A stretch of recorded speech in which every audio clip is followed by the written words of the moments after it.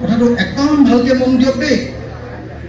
সঁচাকৈ প্ৰত্যেকজন শিক্ষিত অসমীয়াই, প্ৰত্যেকজন সচেতন অসমীয়াই, প্ৰত্যেকজন জনা শুনা অসমীয়াই আপুনি যি কামেই নকৰক লাগিলে কিয়, আপুনি পুৰুষেই হওক বা মহিলাই হওক, আপুনি মিচিং মানুহে হওক বা আপুনি আহোম মানুহে হওক, আপুনি কলিতা মানুহে হওক বা আপুনি চুতীয়া মানুহে হওক, প্ৰত্যেকজন মানুহে এটা কথা শুনি লওক যে গোৱাৰ নিচিনা সৰু ৰাজ্য এখনত য'ত তেল নাপায়, য'ত কয়লা নাপায়, য'ত চুনিল নাপায়, য'ত চাহপাত নাপায়, সেই ৰাজ্যখনত এজন মানুহৰ এবছৰৰ ইনকাম 6,15,000 টকা। আৰু অসমৰ নিচিনা ডাঙৰ ৰাজ্য এখন য'ত তেল, কয়লা, চুনিল, চাহপাত চব পায়, সেই ৰাজ্যখনৰ এবছৰৰ এজন মানুহৰ ইনকাম মাত্ৰ 1,20,000 টকা। আমি কিমান দুখীয়া মই কথাটো বুজাবৰ কাৰণে চৰকাৰৰ এটা হিচাপ আপোনালোকক দিলোঁ। 2 নম্বৰ ইনকাম থকা ৰাজ্যখনৰ নাম আমাৰ ওচৰৰে ছিকিম। ছিকিম নামটো শুনিছেনে? আমাৰ যে 8 ভনী বুলি কয়, 8 ভনীৰ এখন ৰাজ্যৰ নামটো হ'ল ছিকিম। ছিকিমখন পাহাৰীয়া ৰাজ্য, তাত একো নাই, কেইটামান পাহাৰ আছে আৰু সেই পাহাৰত মাজে মাজে বৰফ পৰে। মানুহবিলাকে সেই পাহাৰটো চাবলৈ যায় ছিকিমত। আপোনালোক কোনোবা গৈ পাইছে নেকি ছিকিমলৈ? পাইছে? ছিকিমলৈ মানুহ ফুৰিবলৈ যোৱাৰ পাছত, টুৰিজিম হোৱাৰ পাছত ছিকিমৰ এজন মানুহৰ এবছৰীয়া আয় 5,65,000 টকা, 5,65,000 টকা। আৰু অসমৰ এজন মানুহৰ আয় 1,20,000 টকা। আমি কিমান দুখীয়া আপোনালোকে জানি লওক, হয়নে?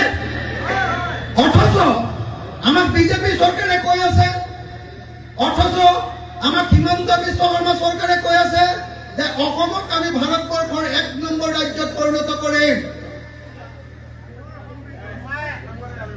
কৰিছে নেকি? কৰিছে নেকি? কৰিছে নেকি? অসম 1 নম্বৰ ৰাজ্যত ক'ত হৈছে জানেনে নাই? 1 নম্বৰ ৰাজ্য হৈছে ক'ত হৈছে জানেনে? আধাতে স্কুল এৰা, এইটোক ইংৰাজীত ড্ৰপ আউট বুলি কয়, ড্ৰপ আউট ৰেট। আধাতে স্কুল এৰি দিয়া।